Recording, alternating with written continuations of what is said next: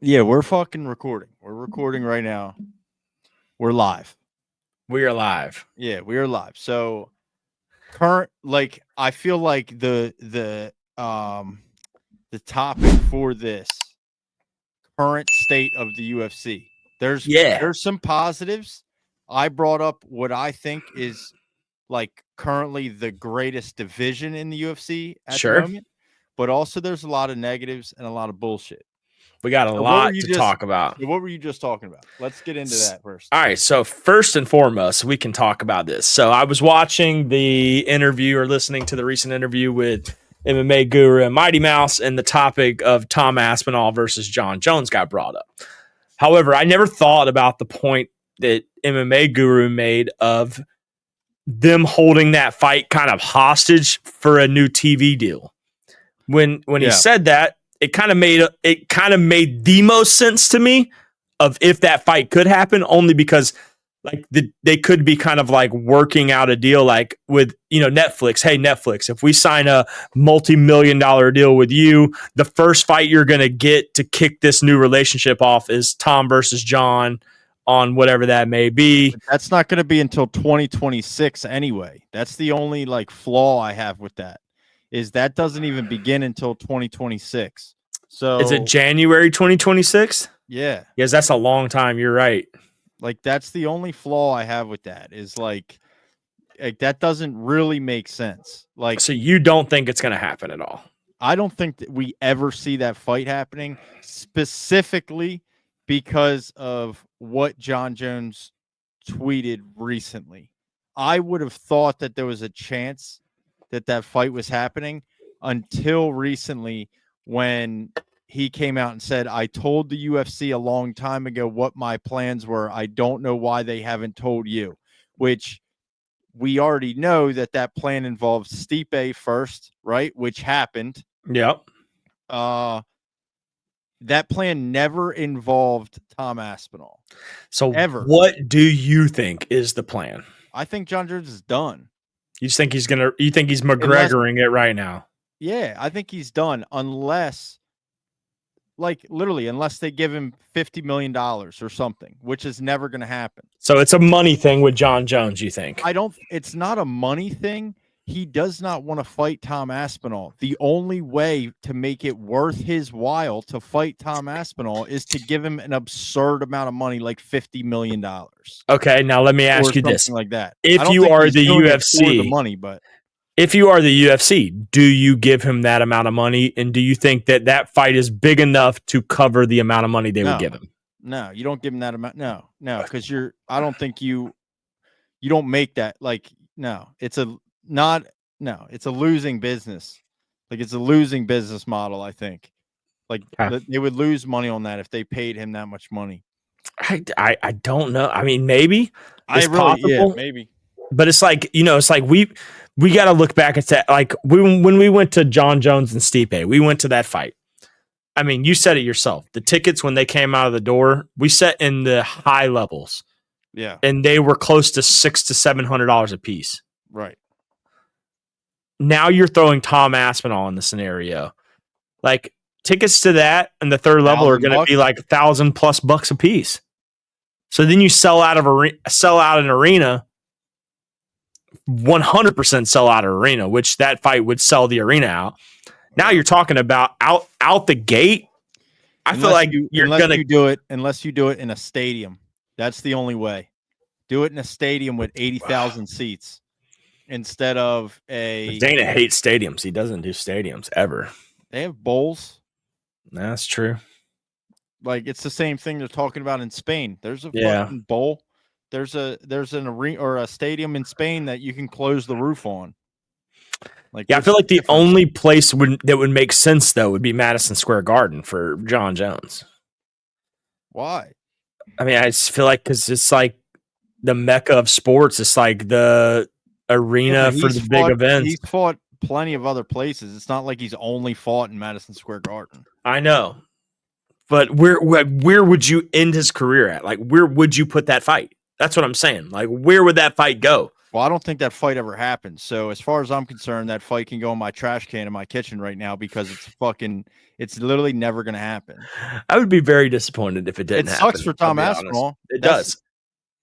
It sucks for Tom Aspinall. You're wasting Tom Aspinall's prime right now in a fight that's never going to happen. Or do you feel like Tom Aspinall needs to fucking just fight somebody? Who's he going to fight? The division's trash. It is trash, but just fight anybody. I mean, fuck it, dude. You want to fight? You're going to be the champion. You're going to have to fight somebody. Sure. So if John goes, who's he going to fight? Cyril Gahn? I guess. I don't know. Sergey again. I don't know. There's nobody. The division, the heavyweight division is very bad. Alexander Volkov, he hasn't fought yet. But he just lost to Cyril Gahn. Yeah. That's why Cyril Gahn's next, because he lost to him. Technically, Cyril Gahn didn't win that fight, but he did not win that fight. I agree 100%. But I don't think it ever happens. I think Tom's getting fucked. But there's what is he supposed to do? Like, I don't know. You got to do something. I mean, I see it both ways. Okay, if John is the problem and John is not going to fight, then the UFC needs to put together a heavyweight title fight for the belt. And then the second that they fight, John is relinquished from the title and he no longer is the champion. That should have been the case the first time. Obviously, it didn't happen. We're here in this situation. There's no reason we should have two champions, an interim and an undisputed. It's just ridiculous at this point. Because Jon Jones is in fucking Thailand riding on the back of fucking mopeds with a Thai dude on the front of it like a homo. Because didn't John fight Stipe while Tom was the interim champion? Yeah. Yes. That doesn't fucking make sense. It's never made sense, dude. That's true. That was 6 months ago. Yeah. 7 months ago, whatever it was. It's never made sense. And now it's just getting worse and worse because now you're almost halfway through the year and you have absolutely no even rumor that this fight is going to happen. The fight's going to happen. I'm confident it's going to happen. I'll bet you $100 that fight never fucking happens. Dude. I'll bet you all the you're that confident. Yeah, I'll bet you all the Bitcoin in my crypto wallet I have, and it's a lot more than $100. I don't know that. I'll bet you everything. Dana has said it multiple times that fight will happen.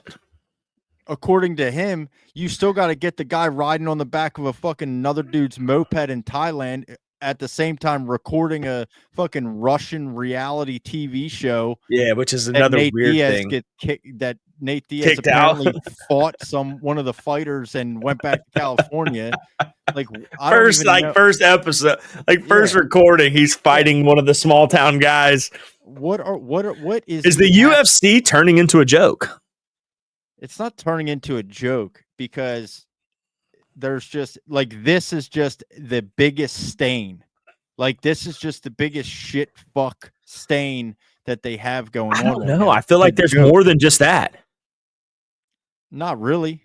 What? I mean, look at the state of the UFC right now. We have multiple champions that refuse to fight in their division and they decide to move up to fight in new divisions after one title defense. It's not just Ilya. It's Islam. It's Ilya. It's been a few champions that have tried to move up. Yeah, but you already have a featherweight champion.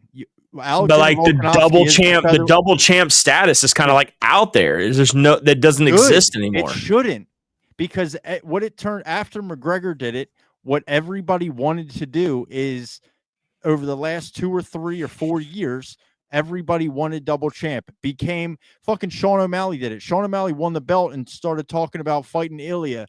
He beat Chito Vera and then immediately called for Ilya. Instead of trying to fight Merab. Stupid. Okay, so that's not happening anymore. That is a good thing. The only person that truly deserves to have any type of double champ status is Islam. He's beat. I agree with that. Guys, he's beat. Okay, but they made him relinquish his title. Cool. Who gives a fuck? He's going to go up and fight JDM, win or lose, and then he's going to go back down and fight the winner of Charles Oliveira and Ilya Taporia, and if he wins, he's title back. If not, he's not. So you think he does go back after a win because he missed weight? Yeah. So you do think he goes back down? Yeah. Of course. Yeah. Okay. Especially if it's Ilya. Yeah. I think if Charles wins and he wins 170, I think there is a chance he doesn't. I think there's a chance he doesn't go back down. Okay. Let me ask you this then. Do you think he has wins, go ahead. Do you think he has a better chance at beating JDM, or do you think he has a better chance at beating Ilya? Ilya. Okay. Just because of size. Okay. Fair. I respect that. I respect the answer out of you. Not necessarily skill. Because I mean, pound for pound, I think Ilya is a better fighter. But the size difference between JDM and Ilya Topuria is a massive difference. And I think the size difference between Islam and Ilya is huge. Islam and Ilya, yeah, it is big. Islam is massive. I mean, the fact that he's going up to 170 is already a 15-pound jump from 155. So it's like, that alone just tells you how big Islam is, because he probably walks around at 200. 190. 190, yeah, somewhere around there. It'll be interesting to see. I'd like to see him in the octagon against JDM across the 170. Yeah, that's true. The 170 pounder. Yeah. You know what I mean? Like, what does that even look like? Because JDM he looked phenomenal against Bilal. Dude, he had Bilal's number. He did everything perfectly. He fought the perfect fight. I mean, we talked about that already. If anybody wants to go check out our recap, we did it that night. If you want to go check out our recap, UFC 315, it's on our YouTube channel. Go find that. Listen to our live reactions of that. He fought the perfect fight. But so but to your original point, what you were saying, I don't think there's anything wrong with any part of the UFC other than what's going on at heavyweight. That's true. Okay. Fair enough. Aside from even light heavyweight, who's been kind of a dud, and then Alex Pereira brought it back. And now Alex Pereira lost to Magomed. That fucking sucks for fans. But at the same time, you still have exciting fighters at 205 that have exciting fights that are interesting matchups. Guys like Khalil Roundtree and Jamal Hill that we're about to see, I think, in July, right? Yeah, First week in that July. Should be a decent fight. Great, dude. Yeah, that's solid as fuck for a fight night main event. That's a great thing. The Yuris and Alex Pereira's obviously, I assume, will get a rematch. I think 205 is not the best. Obviously, it's probably second worst next to heavyweight. Second worst, yeah. Still pretty there's storylines there. There's interesting fights there. There's entertaining fighters there. Yeah, because you really couldn't give anything to Yuri because Alex had beat Yuri twice. So it really even though Yuri beat Jamal Hill, it's like you can't really do anything. So the only thing you could do is if Khalil Roundtree beats Jamal Hill, then you have a potential chance at seeing. Yeah. So then you go. So that's 205. Then you go 185 with DDP. You have DDP Hamzat. Yeah, that's coming up. And you have a fucking guy like Rainer de Ritter who just dominates Bo Nickel, which I don't think that really is that shocking. But no, he's fighting Bobby Knuckles next, right? Yeah. And so it puts a lot of respect on RDR's name that people that may not have known who he was go, holy shit. Oh, wait, this dude was a 2-division champion in 1FC. This dude's got a ton of experience. He's incredibly skilled. Let's maybe respect RDR a little bit. You got DDP fighting Hamzat. Holy shit. Yeah, that's a good fight. Yeah. Fuck yeah, dude. 185. Mwah, perfect. Right? Yeah. 170. Thank God, JDM, the savior of the UFC, gets fucking Bilal out of there. That's true. I mean, honestly, if I would agree more with your point towards the current state of the UFC, if Bilal was still champion, I'd be like, dude, you're right. It's a fucking mess, but it's not. It's a mess. UFC 315 happened. JDM beat Bilal's ass. Fuck Bilal. So now now at 170, and I was just about to say, that's what I wanted to say. Yeah. I'm going to run through the whole thing quick, and then we'll go back to 170. All right. Because at 170, now you're about to get JDM Islam and Islam's chance to be a 2-division champion. Right? Don't even get me. We'll dive deeper. We'll get back on that after this. Yeah. Lightweight at 155, you're about to get Ilia Topuria, Charles Oliveira, which I know everybody wanted Islam Ilia, but Ilia Charles is still a fucking banger. Bro, you know how I feel about it, baby. Let's go. Do Bronx. I'm ready. So then 145, I would argue is 145, I would probably put right there a step above 205 now. I really would, because you're going to – so it's rumored now that you're going to get Volkanovski versus Yair Rodriguez.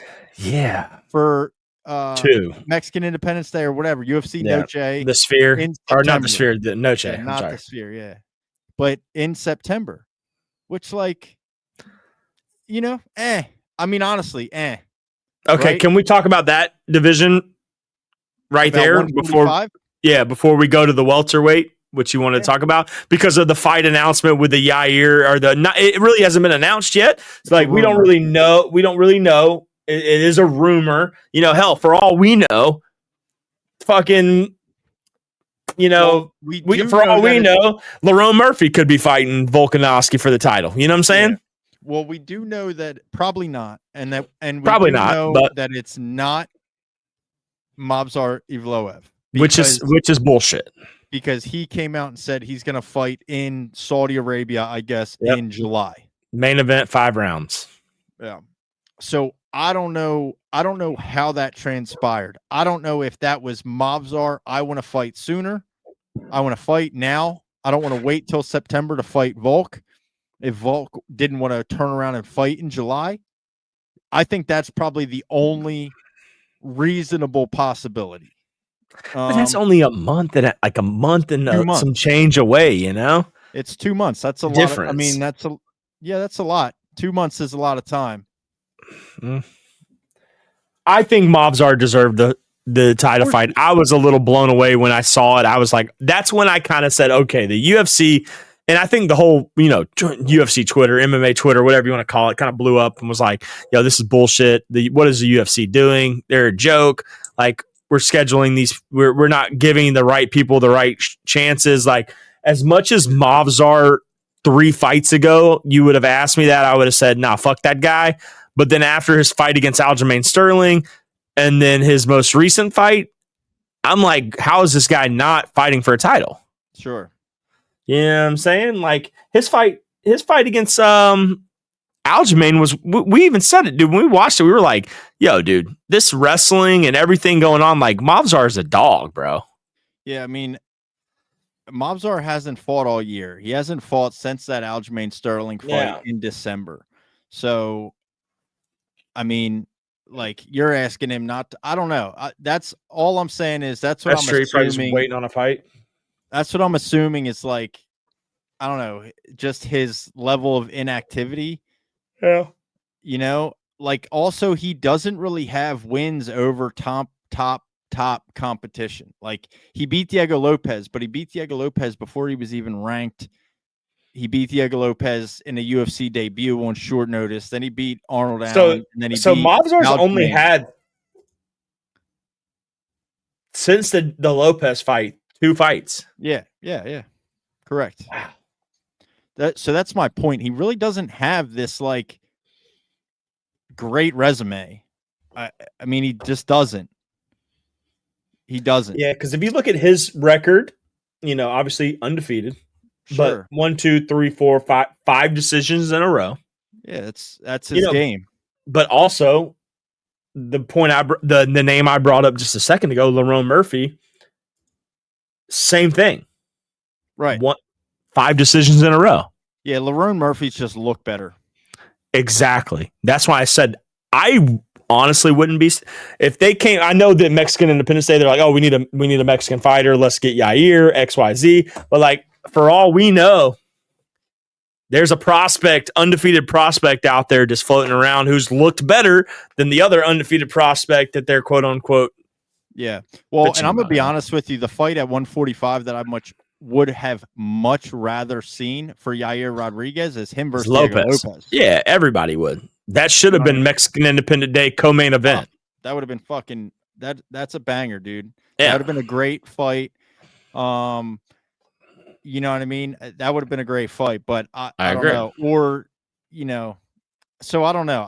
I'm just assuming that there's some conflict with Mavzar as to why he accepted a fight in July and not a title fight in September. Was he even offered a title? Was he not? I don't know. Also, like, I mean, yeah, man, his resume is not that great. He's a boring fighter. He, is not exciting to watch. Nobody really cares. He does not have like a fan base that's going to care to watch that fight. He's not going to draw a crowd. Sure. Him versus Volk, like, my problem, what I say at 145, like, I mean, like at 145 right now, I mean, dude, it's kind of rough. Like, it is a little rough. Like, Mobzar's at 4 with Yair. I mean, there's 4-5. so many good fighters though that are in that 145 division. In my opinion, it's better than the light heavyweight division, which I think they're pretty equivalent to each other. If you look at the top 15 in light heavyweight, if you look at the top 15 in that division, I feel like name wise, that top 7 up is pretty equivalent to the top 7 up in that other division. For sure. I think 145 is better than 205 without question. I'm just saying I mean, I don't mean this in like a disrespectful manner, but like Volkanovski being champion again, I don't know. It just doesn't quite hit the same as it once did. Felt good that night. I guess.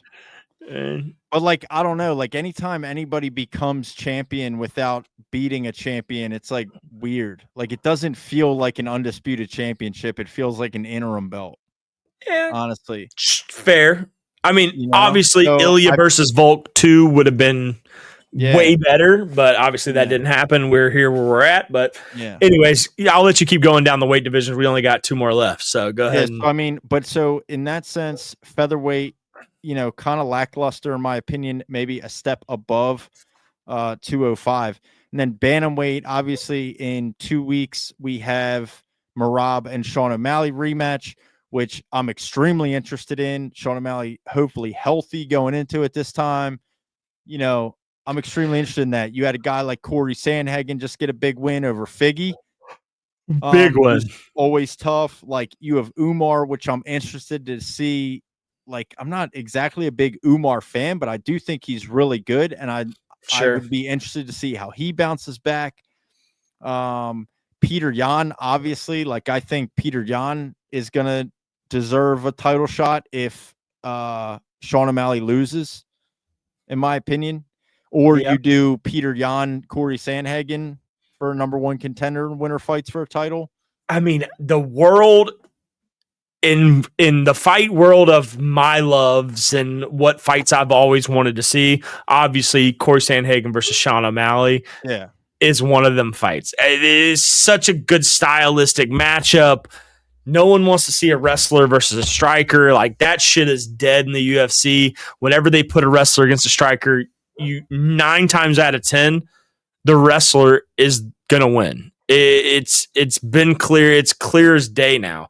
You just see it, But I want to see Sean O'Malley, Corey Sandhagen. Obviously, Sean's got to get the belt back, and then we can talk numbers. But I don't think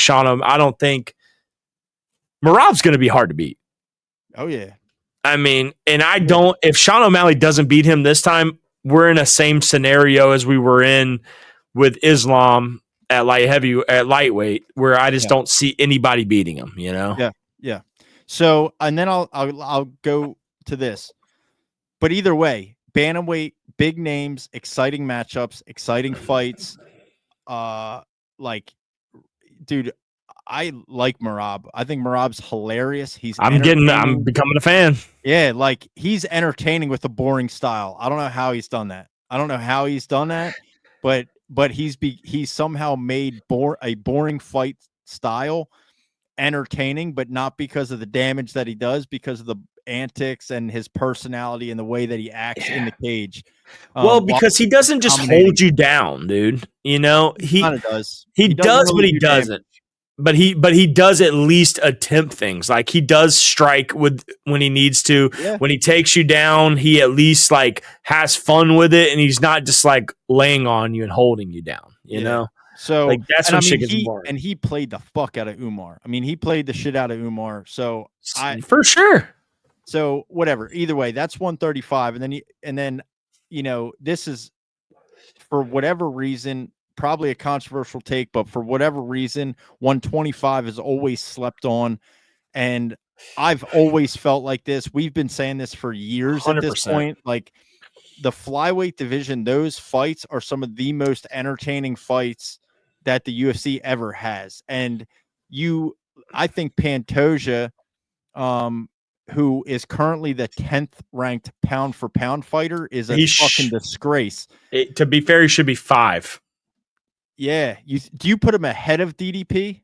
Yeah, absolutely. Ahead of DDP, behind Merab in the pound for pound. And honestly, I may put him above Merab. I actually might put him at 4 because I think Pantoja is so well rounded. Yeah. That it makes him better than Merab just by a slight bit. Yeah. You know? Yeah. And it's all about who you beat, and when you beat them. And obviously, like, you know, Sean O'Malley knocks out Aljo. That's a huge win. You know, arguably the greatest bantamweight of all time at the time. People are calling Aljo. Sean O'Malley goes out, knocks him out. Wow, Sean O'Malley's incredible. Then he fights Merab. Merab dominates him. So it's kind of like those wins that Merab has obviously are more impressive in my opinion than the wins that Pantoja has over a guy like Kai, over Kai Azakura, who, you know, what's he even ranked? He's ranked 15th in flyweight after losing, and he hasn't fought since that fight, but still. And then beat Brandon Royval. He's beat Royval, Moreno, Kai Kara, Kai Azakura. Like Pantoja's beat damn near the whole division. Well, he's never fought Kai Kara France. He hasn't? No. Oh no, not Kai Kara France. I'm sorry, I was thinking Steve Erceg. So the next. That would be like the next fight at flyweight. But either way, my point stands. I think that flyweight is incredibly entertaining fights. All of these guys are super exciting. They're small. They're incredibly fast. You have a guy like Manel Cape who, you know, just shows elite striking. That would be a 2-2 if Cape got the title fight. It'd be their second fight against Pantoja. I'm pretty sure he's fighting Brandon Royval, right? Yeah, Brandon Royval, which is great. Yeah, that's great awesome. fight. Yeah, I love it. 2 strikers too, which is awesome. Yeah, that's going to be sick. So that I do like a guy like I still like Tatsuro Taira. Really young, has some maturing to do, but incredibly skilled grappler. Exciting to see what he does. Asu Almabayev, we just saw him, right? Yeah, and he looked good. Yeah, fuck yeah, dude. Like he's another guy, you know, that I kind of see coming up. So flyweight to me is really good. And then he lost to Manel Cape. TKO.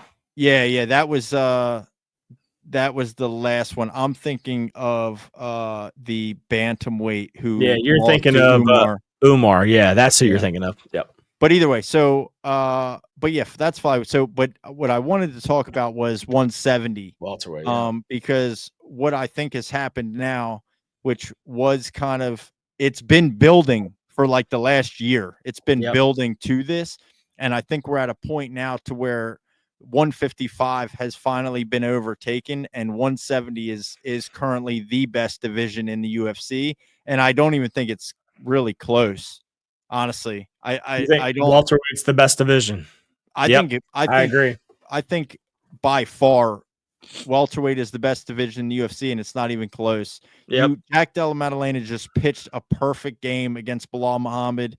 What an incredible performance to beat the champion. You have a guy with one loss in Sean Brady, who dominated the fuck out of Leon Edwards before submitting him. You have another undefeated prospect with Shavkat. And Shavkat that, you know, has, what is he, 18-0 or 19-0? I think it's 18-0. Okay, so 18-0 with 17 finishes, right? He went to decision against Ian Gary. So Ian Gary at 6. Ian Gary just beat Carlos Pratis, who we were fucking people were terrified of Pratis, these fighting nerds that have this incredible kind of reputation that they're building. Yep. Ian Gary went out and dominated. So, like, in my opinion, and then you have Joaquin Buckley, and you're about to get Joaquin Buckley and Kamaru Usman. I think Joaquin Buckley's incredible, dude. Like, Joaquin Buckley looks amazing at 170. He did not look this good when he was at 185. I agree. And he's like unlocked a new level. He's looking elite at 170. And then you had a guy like Michael Morales, right? Who just came off of a big win. Right, which we didn't even really talk about the fight night because they're like, whatever. It was a shitty fight night at the Apex. However, Michael Morales just beat the fuck out of Gilbert Burns, dude. Yeah. And then you go, wait, who is this guy? Okay, Michael Morales is, in the top 10 now in the welterweight division. And I mean, dude, and then you still have guys at 170, like a Carlos Pratis. Yeah, he lost to Ian Gary, but Ian Gary's elite, dude. Ian Gary could be fighting for a title. 100%. So, like Carlos Pratis versus Michael Morales. Oh my God. That would be crazy. Mm-hmm. I think they rebook Carlos Pratis, Jeff Neal. Why not? Yeah, for sure. And not for nothing. And like, this is MVP? just, yeah, MVP, dude. I fucking love MVP. So it's not for nothing, but like, obviously not a serious contender by any means, right? That's not going to be a guy that touches gold in the UFC. But god damn if he doesn't have an entertaining fight every time he's in there. Yeah. I agree. You know what I'm saying? Like, I mean, that dude's allergic to bad fights too. It's entertaining as fuck. It's confusing. Yep. It's weird. It's just something different. I'm just like, dude, you go down JDM, Bilal, Sean Brady, Shavkat, Leon still, right? Like, you just go through those rankings at 170, and that to me is the best division in the UFC, and it's not even fucking close. Dude. You know, we actually didn't bring up. What's that? Patchy Mix. Yeah, so Patchy Mix. When we were talking about the Bantamweight division. Yeah, because he's also fighting now June 7th on the O'Malley Merab card. On the O'Malley Merab card, yeah. Yeah, so former Bellator champion, two-time Bellator champion, I believe, Patchy Mix, leaves Bellator after fighting with Don Davis on Twitter, it seemed like, for 2 years about not booking fights and whatever the fuck the PFL. He's getting in a top 10 fight right off the jump. Right. And who's his opponent? Mario Batista. Okay, right. I think he's gonna beat Mario Batista. That's a great fight, dude. That's a great fight. And honestly, fuck Mario Batista because of that fight. Of that fight against Jose Aldo. Yeah. Fuck Mario Batista. So I'm all in on Patchy Mix on that. But yeah, that's another like big name again that's coming over from another promotion that continuously drops the ball. Patchy Mix coming over in the UFC, same thing like a Pitbull or a Kaya Zakura. And now we're getting Movzar versus the guy coming from the ONE FC or Bellator. Where's he coming from? Bellator, right? Who? The guy fighting Movzar. Oh, is that confirmed? That's confirmed. Was actually real. No, it's real. Aaron Pico. Pico, yeah, that's real. Yeah. Oh, okay. Because that was the rumor, but I thought they disproved that. I thought that was. Oh, if they did, I didn't see the disproving, but I definitely saw it from some solid resources. Okay, so maybe that is confirmed. But yeah, so Aaron Pico. So here's another like. I'll go to Big Marcel's profile. We'll check it out. He's always accurate. The thing that we went through, all of that stuff we went through, and then bringing up these points on, you have these big name fighters that made a name for themselves and these other promotions that continuously fail. And then coming over to the UFC adds more big names, more storylines, more excitement. Like, I would argue against the point that the UFC is in the shitter now. I think it literally is just Jon Jones. Yeah. Because it is the heavyweight title of the world. It is arguably the biggest title in the history of combat sports. And you know me, I'm a big component of the heavyweight title, dude. I think it should be the pound for pound number one should be the heavyweight champion. That's because you don't know what pound for pound means, not because that makes any sense at all. But you just don't know what pound for pound means. But it's fine. It's a serious title, and Jon Jones is fucking it all up. Yeah. It's literally just him fucking it up. I understand. Like, I totally understand his perspective. I'm not like saying like he's wrong for not fighting him, but if you're not going to fight him, relinquish the belt. Yeah. Okay. Now, if what he's saying on Twitter is true, then I don't know what the fuck the UFC is doing in the heavyweight division. Like, they got to cut him. They're never going to cut him, but you have to strip the title. Agree. You're not fighting. Strip the title. You have a number one contender. If you're not going to fight him, he's under contract, right?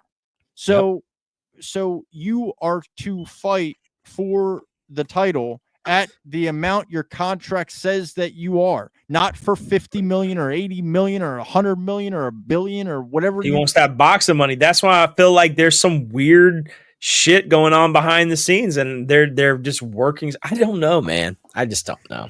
I don't think that fight ever happens. I don't think Jon Jones wants to fight Tom Aspinall. I don't think it goes well for him. Anyways, besides the point, I did look it up. I don't see any confirmation on that Pico fight yet on this source, which this source normally announces all the fights that I've seen. So I don't see it. That fight was announced, and I'm almost positive, Joel, that fight was announced and then was disproven like a week later, or not even. I didn't. That see was, this, but yeah, that was rumored. But there was some good fight announcements here with the last week, and I'll run through a few of them. Yeah, and they're not like big fights, but there are big enough fights to where it could matter. Okay. I did see Kyler Phillips versus Oliveira. Vinicius Oliveira. That's a banging ass fuck. That's a banging fucking fight. Top 15 to top 10 fight. Then they also announced something today. That's in the Bantamweight division too. Yeah. The Bantamweight division, yep. And then they announced today the main event for UFC Vegas 109, Roman Dolidze versus Fluffy. Solid fight. Yeah. They got to get out of the Apex, dude. These Apex cards are not good. Well, they're going to be closing the Apex down, I think, right? They got to get out. They got to get out of the Apex. These Apex cards are not good. And like we were all about this more cards, and like the more and more I'm like, I don't know, dude. Just maybe not more. Maybe, you know what I mean? Maybe Gilbert Burns, Michael Morales, although great performance by Michael Morales, that could have just been like an opening fight on a pay-per-view. That didn't need to be a main event on a fucking fight in the Apex. Yeah. Most of these fights are. So I don't know, dude. I don't know. But yeah, state of the UFC, they got something to do, man. They got some matchmaking to do. They got some. Yeah, I just think everybody panics. Like it goes back to the rant I had after UFC 315. Okay. Mm-hmm. We need to stop being chronically online and just being mad about shit all the time, because that's what everybody does. We're just mad about fucking everything all the time. We're just mad. Just stop being mad about shit that there's no reason to be mad about. When you go through and actually look at what's happening, like there's nothing wrong with what's happening aside from what's happening at heavyweight. That's fucking atrocious. No doubt. Fair criticism there. But everything else, to say like, oh, it's in shambles, it's shit, it's whatever, like it's probably just because these people's favorite fighters are getting knocked the fuck out. I don't know. You know what I mean? It's a changing of the guard. You have guy like a Gilbert Burns, dude. A Gilbert Burns, a great example. You had a Gilbert Burns who was a top 5 fighter for a long time. That career's probably over. Let's just be honest. Yeah, definitely over. Right? You have a ton of these guys. So I just think that it's a changing in the guard. We watch a little bit more closely than most. So we are fans of up and coming prospects that maybe some other people are not. Become fans because they're going to be the greats in this next year or two. So, there's nothing wrong with what's happening. It's just a changeover. That's it. It's just a changeover. That's what happens. Fighters age out. You know what I mean? That's all it comes down to. No, you're right. All right. So I guess two other topics I wanted to talk about. We can go whichever order you want to go into. But one, I wanted to discuss, it's almost mid-year 2025. We're 1.5 weeks away from, Okay. Mid-year. Do you want to do, who do you think will be the champion at the end of 2025? Or who do you think will be the champion at the end of 2026? No, I think end of year we'll do a who's champion at the end of 2026. I don't think it works really well halfway through the year because you get one more fight. That's why I asked you, should we do that's end of the year? I think we do that end of the year. Yeah, but that's a year. It's too much time. Yeah. You can't do that. I don't think you can do that in the middle of the year. Okay. I think that's a great thing that we'll dive deeper into after shit shakes out at the end of 2025 and looking ahead who's going to be the champ at the end of 2026. All right, I guess let's do this then, so we can at least talk about something similar to that. Out of every current champion, will any of them be dethroned before the end of the year? Before the end of this year. This year, will we see any and news before the end of this year? You're not going to see an and new at 125. Okay, you're not going to see an Pantoja beats Kai Kara. You're not going to see an Anu at 125. You're not going to see an Anu at 145. I'm skipping over Merab O'Malley because I'm up in the air right now. Lightweight, obviously, you're going to see a new champion, but we know that, right? Yeah. So, and who do you think that champion's going to be? Ilya. Okay. Yeah, easy money. Welterweight at 170. If JDM. I don't know who that contender is, right? Like, who's JDM's next fight? It's Islam. Okay. That fight's interesting. I'm just going to say Islam beats him. Anu. Okay. So maybe Anu at welterweight, even though you just had an Anu there. Middleweight, I don't think you get an Anu at middleweight. I think DDP is able to beat Hamzat. Yeah, Hamzat has, I think, probably 90 seconds to try to beat DDP. If he doesn't beat him in the first 90 seconds, I think DDP wins that fight. Light heavyweight, I don't think you get a new champ there either. I just don't think if we get a rematch, which we probably will, between Pereira and Ankalaev, I don't know. I just don't know if I see Pereira beating him. I don't know. I just think Ankalaev is kind of the Achilles heel to Pereira, if you will. I think Pereira beats literally everybody else, but I don't know if he can beat Ankalaev. Okay. And then heavyweight, who knows, dude?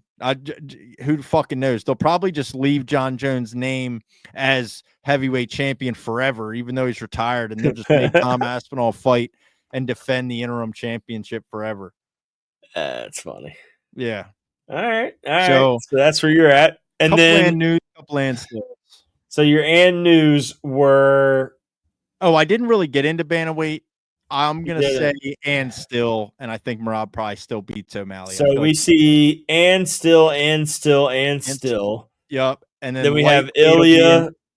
Yep. And then you have and new. The first and new comes at welterweight. Yep. And then we have no other and news. Yeah. So one and new. Yeah. Yeah. Lightweight, welterweight, and that's it. Okay. Now does Zhang Wei Li stay the champion at strawweight? Depends when they fight. Are they going to fight again this year? Well, she should, right? She should fight this year. Defend again this year. She'll fight likely Valentina. Yeah, okay. So, but that'll be at flyweight, not strawweight. So we even don't see an Anu at strawweight this year, probably, unless not there's an that's interim title. which I don't know. Do they make her drop? I don't know. Yeah, We'll see. Flyweight, bantamweight. You think Kayla Harrison beats Juliana Pena? God, I hope so. I don't think she does, but that's a conversation for the future. Yeah, all right. Juliana Pena sucks, dude. She's not fucking good. Like this weird fluke win she had over Amanda Nunes, she's still not good. Raquel Pennington is even worse. So the bantamweight, Yeah, sure. like, dude, Kayla Harrison's the only semi interesting fighter at bantamweight. I mean, honestly, she is. Yeah, you're gonna go Aline Perez because of her OnlyFans. Maybe she's ranked 7th. You know, my girl Natalia Silva, her time is coming very soon. Yeah, great win by her, and you know, she's number 1 contender at flyweight, and we'll see when that fight happens. But yeah, but yeah, man, I think that's how it shakes out for the year. Okay, fair enough. I don't blame you. I'll say mine quick. Yep. I think flyweight and still bantamweight. I think is and new. I think Sean O'Malley is locked and loaded, dude. I've been keeping track of it and I've been diving deep. I think he beats him this time. Featherweight. I'm gonna say and still. Yeah, I don't think Yair can beat him. Lightweight, I'm going to, obviously, me and you, fuck it. Let's do this right now. Okay. $30. I'll take Charles. You take Ilya. Done. All right, deal. Fuck it. I'm down to lose $30 for my boy DuBronx. But I think that he has a chance, a better chance than a lot of people are giving him. Here you go. How about this? Let's make it a little bit more interesting. Okay. Because you know, Charles is a plus 290 like underdog. If I win, you give me $30. Okay. If DuBronx wins, I'll send you a Charles Oliveira auto. Bet. Deal. There we go. Deal. All right. Then I don't have to buy it from you because it was on the list of things to do. There you go. We'll bet it. Welterweight,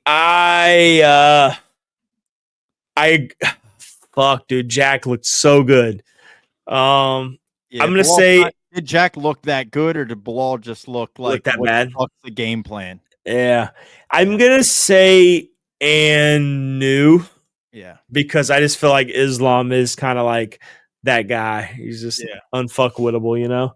Yeah. Middleweight, I agree with you, and still I think DDP beats Hamzat. Light heavyweight, I'm going to say and new.